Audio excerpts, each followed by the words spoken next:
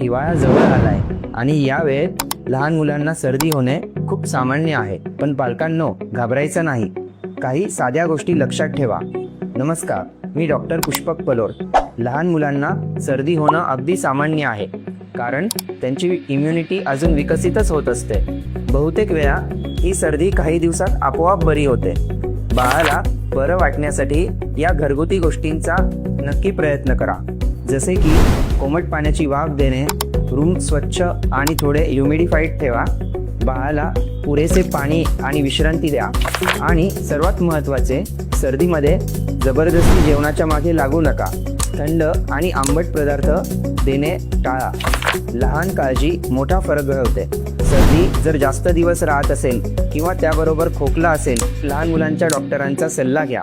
Follow करा, share करा आणि हा व्हिडिओ सेव्ह करा. ही माहिती इतर पालकांपर्यंत नक्कीच पोहोचवा. धन्यवाद.